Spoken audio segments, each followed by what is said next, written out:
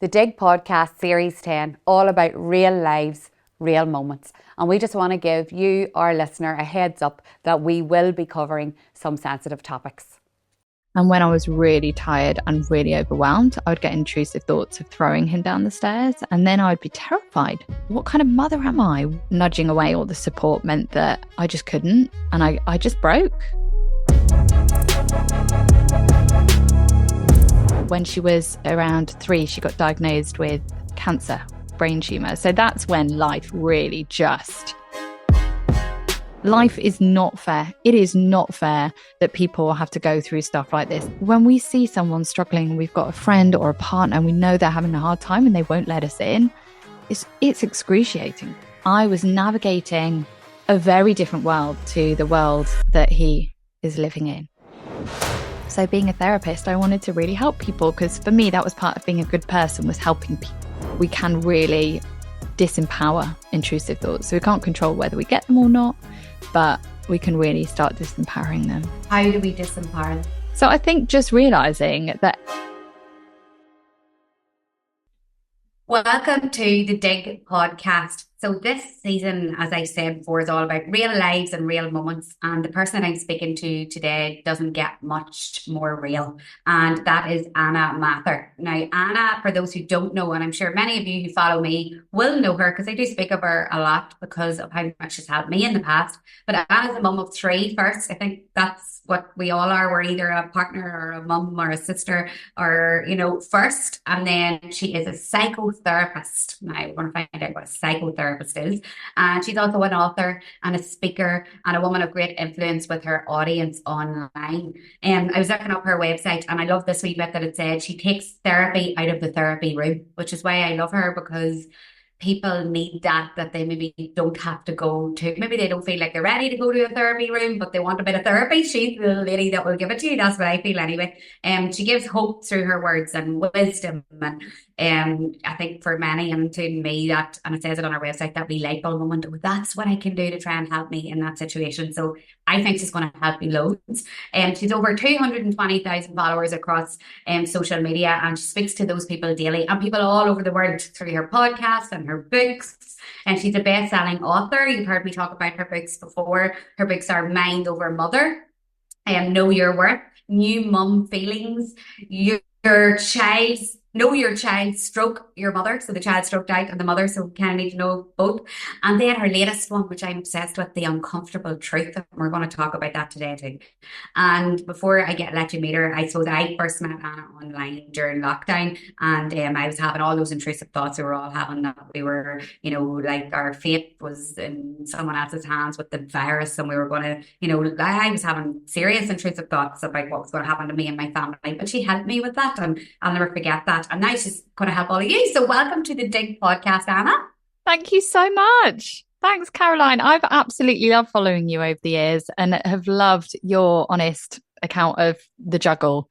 And yeah, you have the most engaged following and engaged community, because every time you mention me, I get a flurry of people coming my way. And honestly, there are accounts, like huge accounts, that don't have that impact and influence. So the words that you speak and share, and the wisdom that you so generously give out, it's clearly so massively appreciated. Well, thank you. And yes, I do have great community following me, and I know that they would love you. So that's why I always share, and that you would help them. So I'm glad that there's been a flow over, because then people are getting help without us really realizing, just from that way following. So thank you for that. And I did tell you in the intro there that real lives, real moments, Anna, is the theme, and it's in partnership with Lynwoods Health Foods, which I know Lynwoods and the great work they do, and helping people be as well as they can be. But they wanted to try and ask me to speak to people. We all have a real life, but I mean, people who are willing to share that life story and then perhaps impart some advice. So you have a life as well as being a psychotherapist. What is Anna Mathur's life, or what has it been that has led you to where you are today? Would you be able to that's a big question, isn't it? I mean, where do you even begin? I grew up in Herefordshire near Wales, in a little village that had a post box and a pub that everyone worked at. So that was like my first job. And yeah, just had this kind of small village life, really. My dad started off as a village policeman, and my mum was a physio at the little village hospital. And it was all, fairly straightforward. And then my sister, she was diagnosed. So I was one of three, the oldest one. And my sister, when she was around 3, she got diagnosed with cancer, brain tumor. So that's when life really just kicked in to a different kind of gear. And we lived through just an absolute flurry of hospital appointments and scans and just massive uncertainty, and knowing that our normal was just never going to look and feel normal to how we understood it again. And I think going through the trauma and her loss, so she died when she was nearly 7, which is actually the age, I'm seeing my kids are now 5, 8 and 9. I'm seeing them go through the ages that my sister was when she was poorly and when I was a child. My son is nearly 10, and I'm thinking, man, I was navigating a very different world to the world that he is living in. And I think these things shape us, don't they? They shape us. They kind of make us or break us. And I like to think that experience of trauma and just living in deep uncertainty has really given me massive love and empathy and compassion for people as a whole, knowing that we all have layers, and we all have stories and experiences that we kind of carry within us. And I think that's part of the reason I wanted to be a therapist. And I think, Caroline, one of the main things that came out of that for me was that I wanted to be a good girl. When there's so much going on in my childhood, I just really, really wanted to be nice and kind and easy and not a problem. I didn't want to have any dramas. I didn't want to add any worry for my parents because they were grieving. And I didn't want to make anything, I didn't want to bring any drama, no school dramas, no kind of friendship drama. So I just wanted to be really good. And that kind of paved the way for many years for me of just trying to be good. And I just became this perfectionist, and it became a way of life for me. So being a therapist, I wanted to really help people, because for me, that was part of being a good person, was helping people. But actually what I've learned over more recent years is that it's not about being good. It's not about being perfect. It's not about pretending that you don't have intrusive thoughts or worries or anxieties or blind spots or toxic traits of your own, but actually just recognizing that we're all of those things, and that we need people, and that we're messy, and we're multi-layered, and we're always going to have challenges and anxieties. And actually that's just part of being human. That's not part of me not being a good one. So yeah, that's just kind of a bit of a very top level whistle stop tour of what has led me both to wanting to be a therapist and support people, but also just being able to share my dark corners and messy bits as well, because it's all part of it. Your wee sister, what was her name? Yeah, Emily. Emily. So Yeah.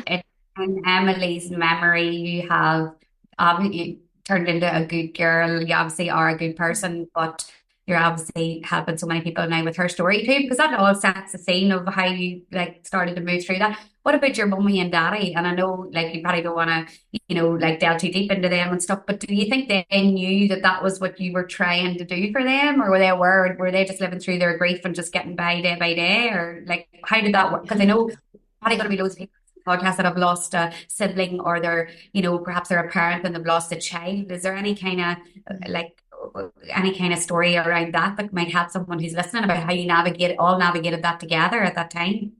Yeah, so interestingly, I spoke to my mum about this a few years ago, and she said something that just shed a completely different light on it for me. So my brother, he's 18 months younger than me, so really close. All three of us were really close in age. Must have been absolute chaos.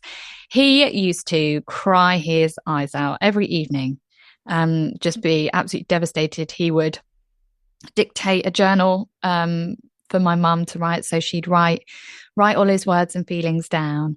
And I used to think, that was just messy and painful. And I found it really hard to know that he was upset. And I found it really hard to know that my mum was kind of, yeah, kind of containing and hearing all of that as well in her own pain.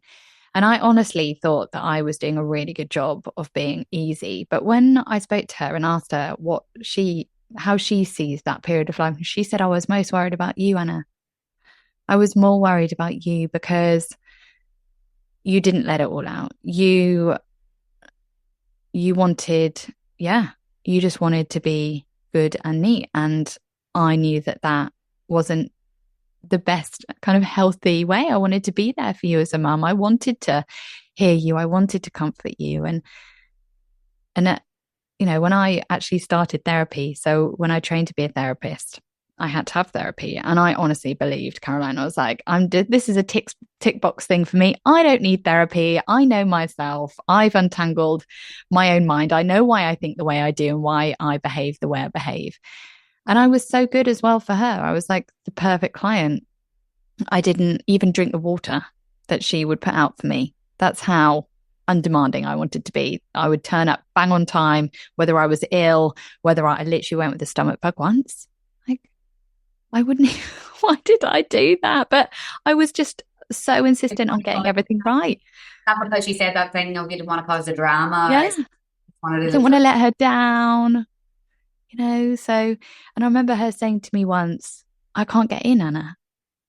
You sit there and you're saying the right things, but I know that I can't get in. It's like you don't need anyone. You don't need me. And I think sometimes we try and be so neat so as not to impact anyone else. We don't want to burden anyone. We don't want to inconvenience them, when actually what people are feeling is that they can't get in. They can't reach us. They can't touch us. That connection, it feels very one-sided. It's kind of impenetrable. I can't really say that word very well. And that's a note to self, never put that in any of my books. So I don't have to say it in an audiobook recording. But yeah, I think we think it's neat and nice for people, but actually it stops people feeling like they can really connect with us. No, that's interesting. Your mummy was actually feeling for you a wee bit because she was saying that you were maybe hiding your grief or whatever. So yeah, there's people who are listening, they're going through something like that. I don't know what is the advice for a mother and a child, or a father and a child that's perhaps navigating that wee journey. Is there a way to get to the child to help them at that stage, or? I think just being there and maybe sharing a little insight into how you feel as well, because sometimes it can be that we don't have the words. So if a parent says, what, I'm feeling really sad, I understand if you're feeling sad too, but also knowing that we show and express emotions very differently. So for me, I would get a lot of headaches.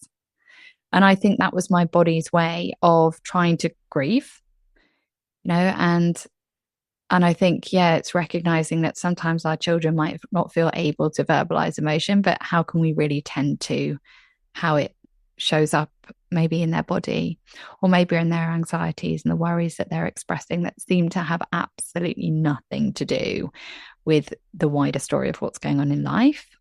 And we call this displacement in psychology. And it's really just about how, when we put that dam wall up, that water, that pressure's behind it, and it's going to spurt out. It's going to find any which way to spurt out in any direction to release some of that pressure. And it's a bit like when we're hormonal and tired and grumpy and overwhelmed and the cereal falls out the cupboard. And that is a thing that makes us cry.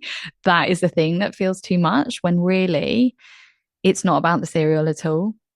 And I think if we can tend to that in each other and also acknowledge that in ourselves, then it's productive. Feeling and allowing ourselves to feel and cry and share, it's productive. Yeah.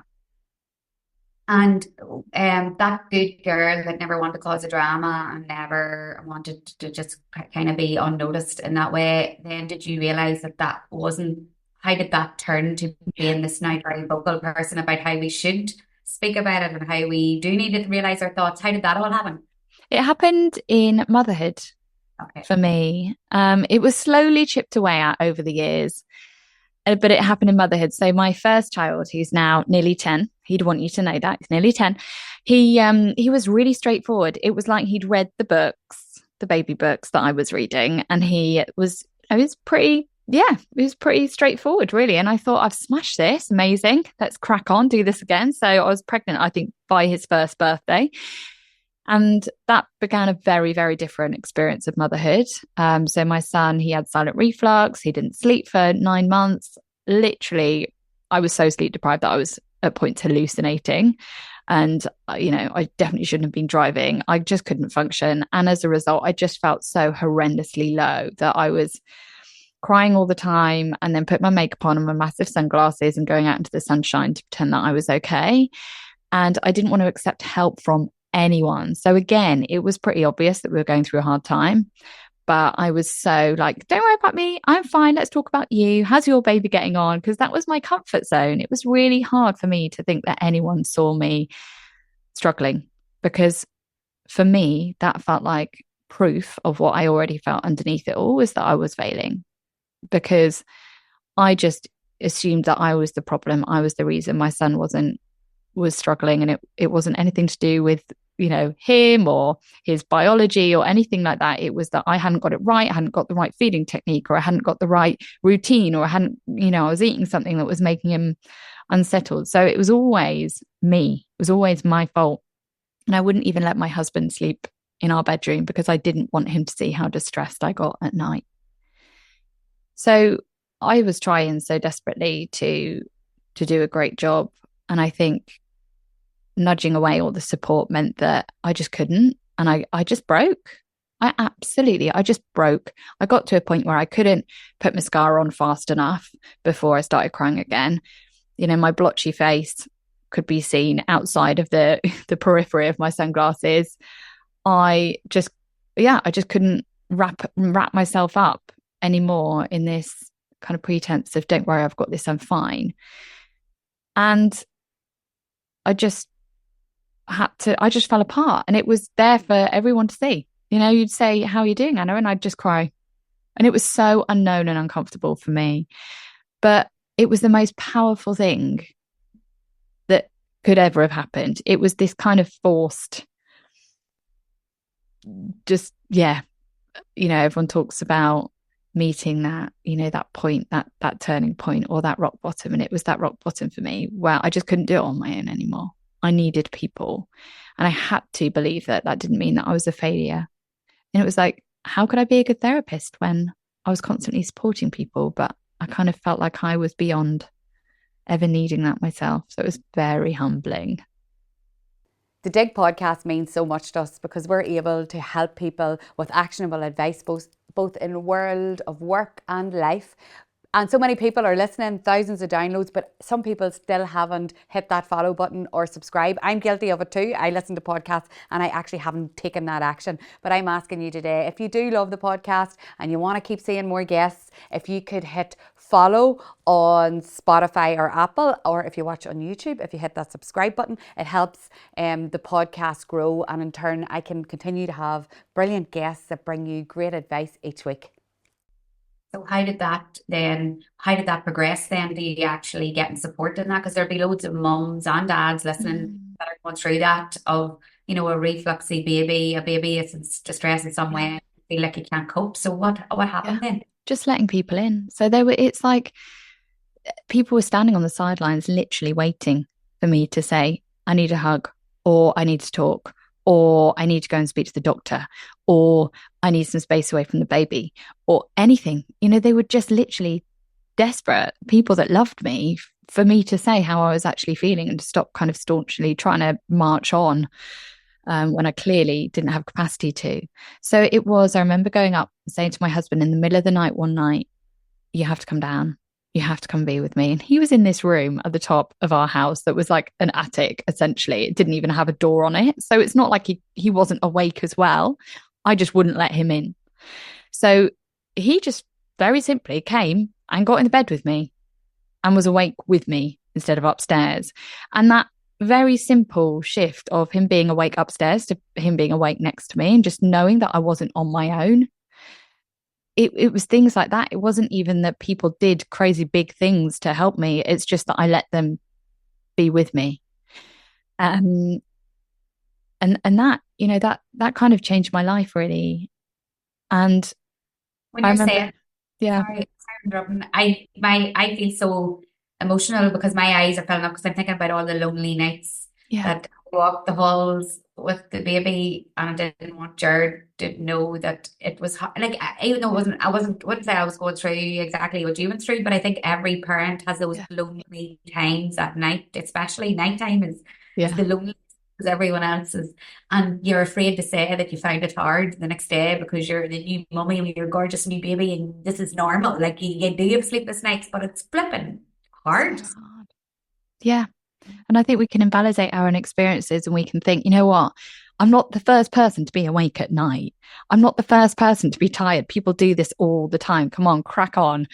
And it can be helpful to be grateful. Like it's definitely great to put things in perspective, but it doesn't make those feelings go away. It doesn't make it feel any less overwhelming. It doesn't make it us any less deserving of having someone say, "Oh my gosh, Caroline, I know what that feels like. You're not alone.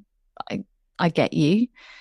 You know, we need that and we deserve that just because we're human. And I think that's the important thing to remember is there's always going to be someone having a harder time than you, and there's always going to be someone having an easier time. So we need to stop looking left and right and looking to kind of squash the feelings and invalidate them. We're feeling how we're feeling. And I love this little quote that someone told me in the pandemic, and I've held on to it ever since, is that someone else's broken foot doesn't make your stub toe hurt any less. Like the pain is the pain. You know, overwhelm is overwhelm. Even if someone down the road's got 10 nannies and someone up the road is a single mum with 10 kids, like we still need people. We still need to feel seen in our circumstances. Yeah, I totally threw you off now because you were moving on to say something else. But I suppose whenever the people are listening and they've heard that, maybe you never know when during the night, some night they might turn for help for their partner because they've heard you say that. So, I suppose we all go through elements of what you talked about, and Yeah, everybody's experience is valid. I suppose you're then saying. absolutely.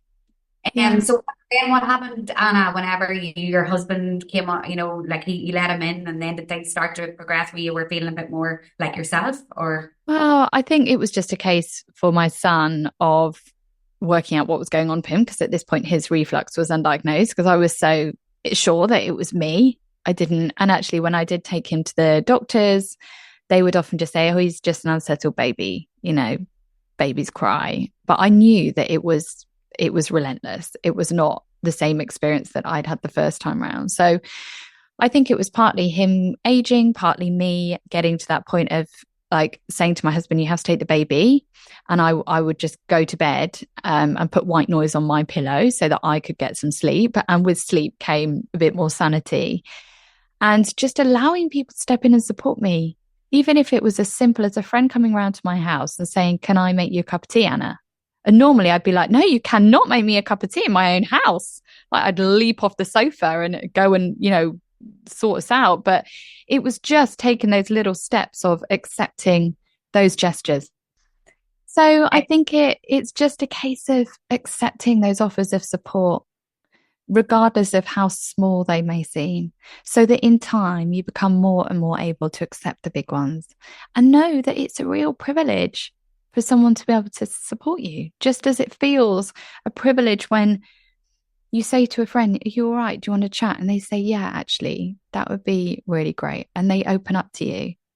And it's a privilege. So we're letting other people have that relationship and connection with us as, we seek with them. So it's a gift when we accept support from the right people. We're giving them a gift. And if there's partners listening to this, how do they navigate that? Like, what would your husband say about that time? Like, because there'd be obviously, like, I think the podcast has about 60% women, 40% men, but and regardless of who your partner is, man or woman, but partners get tough through this too. What would your husband say? I think he would say, "You know what? It was so hard watching Anna when she wouldn't let me help her, but I couldn't force myself on her." You know what he would do? He would probably just try and quietly get on with the things around me looking after the baby that helped out, whether it was sorting out the car insurance, whether it was, realizing we didn't have any milk and just quietly getting on with it rather than being like, "Where's the milk? We've got any more milk?" shall I go and get some milk? Which kind of just adds to that mental admin and load. So he would just sort our toddler out when he could. He would sort dinner out when he could. And those little gestures that just kind of gently helped. And he would just let me know that he was there. Because I think when we see someone struggling, we've got a friend or a partner, and we know they're having a hard time and they won't let us in, it's excruciating sometimes. Just like people that I've worked with that have, their partners are depressed or struggling with addiction, and they can see it all going on, and they know that there is so much more for them. They know that person deserves support, but they're not ready for it. We can't push someone to be ready. We can only just keep gently letting them know that we're there, making ourselves available for conversation, and trusting that time will come. So yeah, it's really hard. That's good advice. So even that simple thing you said, like not saying, is there any milk? Just go get milk. Just get the milk. Because actually, if he'd have said that we've run out of milk, I would have been like, oh, there's another area that I'm failing in then. I can't keep on top of the house. I can't keep this baby happy. I can't. And it would have just felt like another area that I could beat myself up for. And then with all of that comes the topic that has perhaps got the most interaction between you and I anyway, and my followers to yours, is those intrusive thoughts. What strong two words those are, but what for people listening that maybe don't know and have what's the word, that they've been so lucky not to experience them ever, what are intrusive thoughts? So we get intrusive thoughts all the time about, like, literally thoughts that we don't have control over, or they just intrude into our awareness, right? It might be funny ones, like you're on a bus and you think, oh, I'm gonna pull her ponytail. That'd be funny. If someone's got a big long ponytail draping over the back of the seat in front of you, and you're like, oh, I want to pull it like a bell, ding dong, and you just play out in your mind, oh my gosh, can you imagine if I did that? Or at a wedding, when the vicar or whoever says, is there anyone here present that knows of a reason why these two might not? And you're like, you're imagining putting your hand up and just causing absolute chaos, aren't you? And so many of us are thinking that. And another one I sometimes get in those like gift shops, the gift shops that have like stands of mugs and everything around you. I just want to push over the stand of mugs, just like push over it goes. And you can just imagine it all playing out. And those are intrusive thoughts, but they're kind of funny. So we're just always playing in our minds and aware of risk and responsibility and power and possibility, and the power that we have in our hands that we could really abuse and make things go really, really wrong. So intrusive thoughts, when we give them power and we don't just see them as just thoughts that alert us to possibility and things that could happen and things that we could do, that are often a little bit against our kind of values and morals, the ones that take us by surprise, they can be so restrictive. So I had intrusive thoughts around driving for a long time, and I just let them have all the power and take all of the control. So I didn't drive because my intrusive thoughts were crashes happening on the motorway. Like, I would see them play out in my mind's eye. Oh, that person's going to go like this, and then this is going to happen. Or I would be behind the wheel and I would think, if I just went like this with the wheel, I could literally cause a pileup. And it was this awareness that everyone has so much power and there are so many things that could go wrong. And as a result, I just didn't drive for a decade. And 10 years. Yeah. I mean, I got away with it because some of that was in London. And then some of that was early marriage when my husband just drove, because we only would go places at weekends. And then I moved to a town, so I didn't really have to drive because I could just walk everywhere and then get on a train. So I really avoided it. And it was only when I think I was pushing a double buggy 2 miles up a hill in the rain did I think, this is getting ridiculous now. My kids are soaking. I'm exhausted. I could have just got in the car for 5 minutes. And I started realizing that actually, these intrusive thoughts can have take so much control, that the benefits of trying to keep ourselves safe start outweighing, our opportunity to experience life and adventure and comfort and all of those other things. So I think that was a real wake-up call as to how, intrusive thoughts can really just limit our experience of life. And then when I was so tired after having my refluxy baby and so underslept, I would get loads of intrusive thoughts. So hormones and tiredness, these can bring on, we can just start noticing the more unpleasant ones.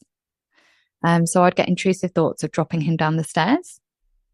And when I was really tired and really overwhelmed, I would get intrusive thoughts of throwing him down the stairs. And then I would be terrified. I would think, who am I? What kind of mother am I that is having these thoughts? And we can become, we can feel so ashamed. And some of these thoughts I've done therapy with people that have had one thought and they've fixated onto it because it is so far removed from who they know themselves to be and anything they would ever think themselves to do, that they're in turmoil. So yeah, they can be funny, they can be incredibly powerful, but ultimately we cannot control the thoughts that come into our minds. So that's kind of intrusive thoughts in a nutshell. We're just taking a short little break in the Dig podcast to shine a light on our fantastic partner, Lynwoods Health Foods.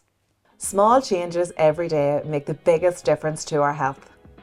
Lynwoods milled organic flaxseed blends are high in omega-3, which helps maintain normal cholesterol levels. But that's not all. These little seeds are also bursting with fibre, protein and other essential nutrients to keep you feeling your best. Simply add 2 dessert spoonfuls to your breakfast every day. Lynwoods is available in all major supermarkets, health food stores and online at lynwoodshealthfoods.com.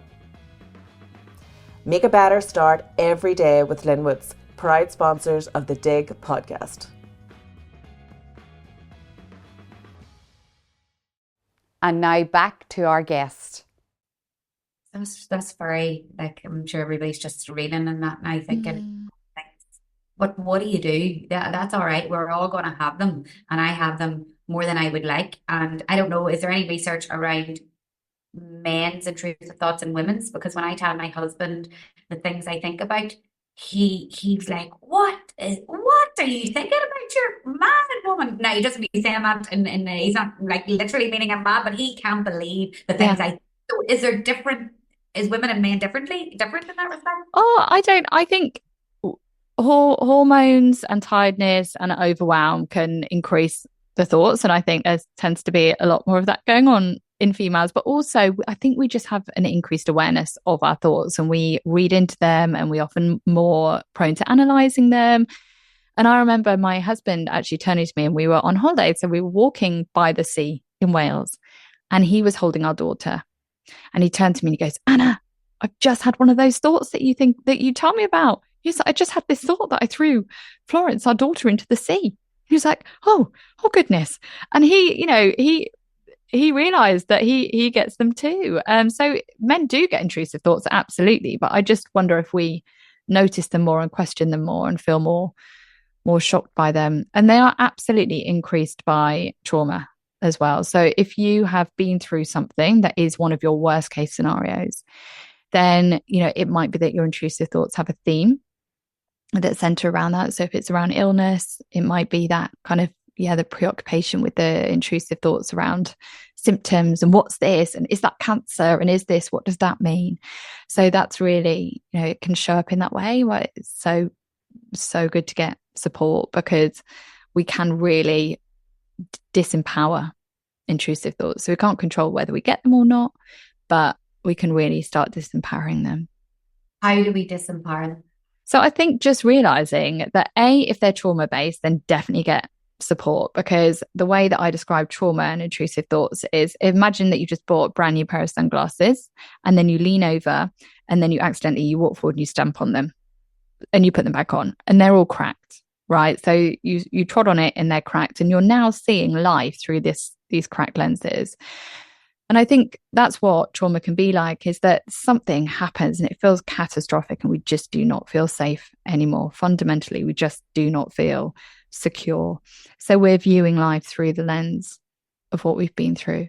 And with good therapy and with good support and the ability to kind of safely process some of that experience, it's like fixing those lenses. And it's the memories literally get stored in a very different place. So they're not kind of lurching around in our field of vision anymore. They're more memories that can be recalled at will So definitely therapy is one way of addressing intrusive thoughts, regardless or not as to whether they're attached to trauma. But if they're unpleasant and they're interrupting your life, affecting your sleep, then it's, you're deserving of getting that support. And another little tip that I came up with by way of wanting to find a way to address my own intrusive thoughts is this little story. So imagine it's Friday night. It's actually Friday as we record this, and you're sitting down on the sofa after a long day with your favorite dinner. So we've got oven chips and mush peas. And you sit down and you just press play on Netflix and you're just chilled. And then suddenly the doorbell goes and it's a man and he's selling mops. And you're like, oh my gosh, I didn't even think people did this door-to-door sales thing anymore. And he's so enthusiastic. And he's like, I want to introduce you to my Super Splash G16. You're like, oh gosh, okay, fine. So you let him in. And before you know it, he's telling you about his mops. He's watching TV with you, eating your chips. And you're sitting there thinking, how the heck did I let this happen? It has overtaken my whole evening. So that's what intrusive thoughts can be. They come knocking and we're like, oh, tell me about it. Tell me more about this horrendous scenario. And, you turn this kind of 2D black and white little thought into this whole technicolor theatre where your body is getting involved, right? Your adrenaline, your cortisol, you can feel it all picking up because your body has no idea whether it's real or just imagined. So your body gets involved. I think that's what intrusive thoughts can be like. And then there is another option that the man rings the doorbell, you go and you're like, thank you so much. I'm not interested in your mops. Have a lovely evening. And you shut the door and you go and sit back down. And, we can in time recognize that there is another way, that we can say, oh, that was unpleasant. Oh, no, thank you. I'm not going off down that. I'm not entertaining that. And you can literally blow it away. You can do that extended exhale. And it just reground yourself in where you are and what is actually going on in front of you. So those are a couple of tips that I find really helpful. And is there anything physical that we can do if that mental strength isn't there to close the door? Like, is there anything physical? Yeah. So kind of mentally physical is counting back from 100 in threes is a brilliant one because you can't imagine all these horrendous worst case scenarios whilst you're counting back from 100 in threes. So that's a really great interruptive technique. And then the other one, if you have this sudden flood of adrenaline and cortisol, it's your body going into that fight or flight state. So a really good tip is to just get up, jog on the spot, do a load of star jumps, turn on some music, dance around the kitchen, because what you're doing to your body is you're like, look, I'm fighting and flighting. I'm using this adrenaline. Okay. I'm running from the lion and now I don't need you anymore. So you're actually doing the fight or flight part, but in a controlled way rather than, so you're not just left with all of this residual cortisol and adrenaline. So that's another really good physical one. But the breathing exercises, the most powerful way, just extending that exhale. There are loads online. You could do kind of in for 5 and out for 7, whatever feels good for you. It's just a way of saying to your body, you know what, you're safe. It's okay. You're not being chased. You're not in trauma right now. It's not actually happening. And just grounding yourself, thinking, looking around you, looking at the colors of things, smelling, familiar scents, listening to the sounds, just thinking, you know what, this is where I am and I'm safe. Because those intrusive thoughts are normally horrendous, worst case scenarios that have not and may never happen. So it's reminding yourself of that. Such good advice because we can talk about them all day long and I know they're there, but we need to know the toolkit. What do we do? Yeah. Everybody has different ways, and I've spoken to loads of different people about that. And like all the physical things you can do, like get out for a walk, but sometimes you get out for a walk, that's when you have most time in your head to think even more about the intrusive thoughts. Yeah. So, but that counting back and the getting up and kind of shaking yourself off and all those things are going to help so many people. And I think it's something, as you say, awareness. Like I now say to George, whenever George's my husband, and I say to him, God, you went out last night and I seen the wake. I seen where you walked home, got knocked down, and then the wake was in the house and there's loads of people queuing up the hall. He was like, what? I said, I was so worried all night. And then he said to me, and then the next time he goes to go out, he'll reassure me that he's not going to walk home. He never has and he never will. If that happens again, ring him. And I'm like, okay, So actually, that's helped me being open about them and not starting to think Yeah. I haven't them. So maybe if people are listening, I hope Anna's advice has helped you in that. Now, Anna, Intrusive Thoughts is a massive topic and we've just touched on it there. But anybody who does want support in that, I know we're going to talk later about how to get in touch with you or whatever, any books or anything that you recommend. Yeah. But you do have, as we talked about, your books, and I have found your last one particularly like the uncomfortable truth. Even the title, like it makes you feel like, oh, what's this going to be about? But there's two particular chapters. They're all deadly. Deadly is my word, Anna, though they're all class. But the first one, even if we just touch on it briefly, some people don't like me. That's the title of it. I have a issue with this topic, as in that would affect me a lot. And I suppose, like you said, I have five brothers, and I grew up with being a good girl that tidied the house and looked after the boys and didn't cause no handlings and just tried to be the best I could be. And I suppose then that leads to always wanting people to like you as you grow up. I don't know, when you were saying all that, it really resonated with me. What, some people don't like me, is that a thing that you felt? Why did you feel you needed that to be chapter one and something that you needed to be in your book? Yeah. So the uncomfortable truths are really just about the truths of life that are just uncomfortable. Because, we talk about intrusive thoughts and we talk about anxiety, and so often we reassure each other and we're like, don't worry, it's never going to happen. It's never going to happen. I promise you that's never going to happen. But in reality, bad things do happen. And in reality, some people don't like us. Regardless of how we like to encourage each other, it's fine. Like, why wouldn't they like you? I'm sure no one's thinking about you at all. And we know deep down that these kinds of encouragements, they never truly hit the spot for long, because we know deep down that bad things do happen, and that some people are judging us, and that some people don't like us, and that some people don't understand us, and that we might fail at that thing. And as much as we try and reassure ourselves and each other, so the first chapter, there's loads of uncomfortable truths, like you will be misunderstood, you will fail, bad things will happen, you'll lose people you love, all of these themes that really underpin our anxieties. And it's kind of saying, instead of just constantly trying to exhaust ourselves by reassuring ourselves that no one's judging us, people do like us, of course no one's thinking that, what about if we just accepted that, some people just won't like you, and it's probably absolutely nothing to do with you at all. But wouldn't it be so much more empowering if actually we just became a little bit more okay with that? And I used an example in that chapter of this girl at university that wasn't very nice to me, and I tried so hard to win her round. I literally went outside of my capacity to try and please her and win her over, and I couldn't understand what I'd ever done wrong. So it took up a lot of headspace. And then one night we were out, she'd had a bit to drink, and I remember her saying to me, oh, I realize why I don't like you now. I was like, there we go. She said it. It wasn't just in my head. And she goes, it's because you remind me of my cousin. And my cousin wasn't nice to me. And I thought, there's literally nothing I could have done to work that out or change that situation. And it made me realize, so much of what people think about us is absolutely nothing to do with us at all. And if we were to really know that, we'd care so much less. And I think we'd focus so much more on those people really close to us that we actually really wanted to have good relationships with, and everything else would just be subjective and noise and, nice if we're like, but if someone doesn't agree with my choices, those people who really know me and love me get why I'm making them. So that's what's important. So it's kind of facing these uncomfortable truths face on and feeling really liberated and empowered. Because they don't feel quite so uncomfortable anymore. They don't take up so much headspace and resource.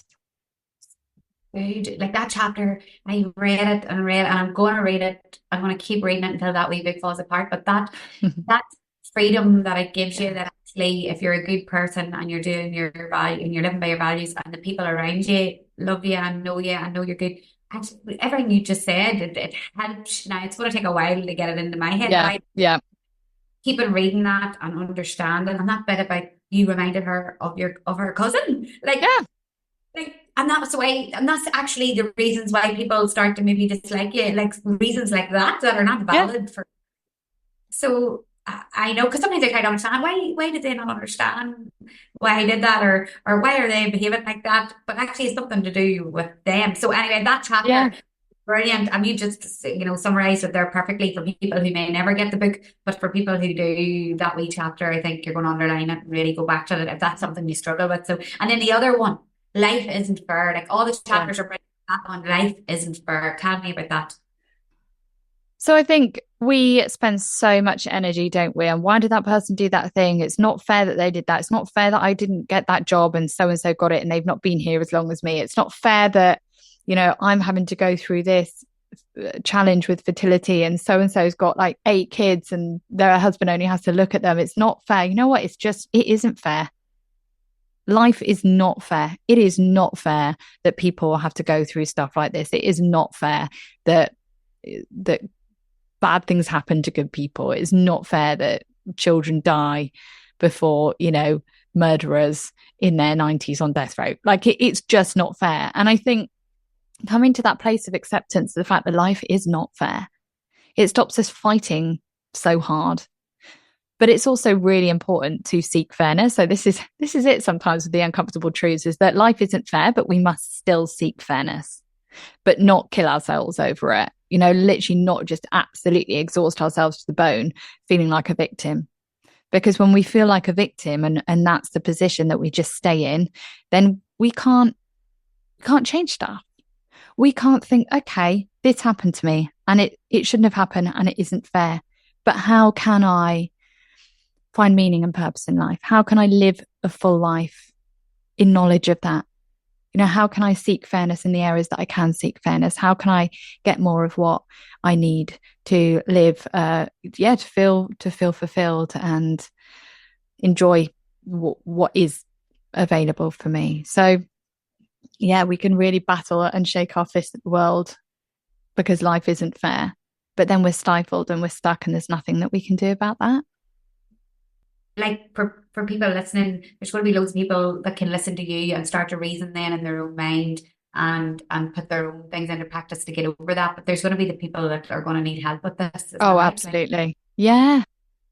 And I think sometimes when we feel like this isn't fair, it's not fair that I went through this as a child. It's not fair that often the reason we're grappling with that so much is that we haven't had those feelings and thoughts validated. We haven't verbalized it enough. We haven't had someone sit beside us and say, no, that is not fair. That shouldn't have happened. Or that person should not have done that to you. That is not okay. And I'm here. I'm here with you. I see the injustice of that.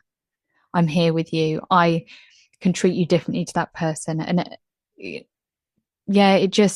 there's something incredibly powerful in that and having those feelings seen and validated. And I think when we're in that victim mentality, it's really hard to see outside of that, to let other people in. To think that we could be validated and we could have our stories heard and other people don't think that's fair too. And they'll stand beside us and walk forwards with us as we find fairness in the ways that we can. And therapy isn't always booking in a session with Anna Mathur. Like when you're saying that to me, and once every year, if we can, or every 2 years, I get together with the girl that is my best friend and her sisters are now my best friend, go away for a night. And I come back a different person because I've had therapy with them where they listen to me. And just when you're saying all that, I'm like, God, I don't think I need a session with Anna, but I think I might need a wee night away with her. Yes. Like there is ways that people can have therapy without them really thinking they have to go to a therapist. Am I right? Yeah, I mean, it's having therapeutic conversations, isn't it? We have a very, very deep human need to feel seen and validated. And I think what happens in this digital world that we live in is that it's not just that handful of people around us anymore. If you think a generation or two ago, my parents didn't see a ton of people. They didn't know a ton of people. We knew a few people in the village, and a few family members, and probably a few people through work. And that was that. Whereas now we kind of know hundreds of people. We have Facebook friends from, like university times. We're in contact with so many people on social media that actually if social media and WhatsApp didn't exist, they wouldn't be part of our circle anymore. So I feel like we're not just seeking to be seen and validated by those who really know and see us. We're seeking to be seen and validated by people we don't actually even know, by people we haven't even sat with or been in a room with for years. And that, I think, is where the tricky thing is. And if we can just start thinking, who are those people around me that I need to be vulnerable with? Who are those people around me that get me? And to seek to be seen and heard by those people, those few people, is far more doable.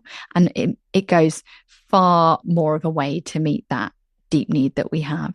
So how can you spend time with them? Even if, with my friends, sometimes we have to prioritize, we have to diarize having a phone call, and we go on a walk in our separate locations and we talk for half an hour, and that is therapeutic. And that I'm going to get far more from that than I'm going to get spending half an hour messaging strangers and people that I kind of know on Instagram. But that's so much easier, isn't it? For sure. It's so good. And all the partners are going to be hearing that their partner is going away on a wee trip with their friends now after this. It's therapy. It's therapeutic. Anna, so obviously I said at the start, we're teamed up with Lynwoods, which is so exciting for this, but they want to know what people are doing as well to, look after themselves and like in a health wise and all of that. Like, is there anything you do to look after yourself?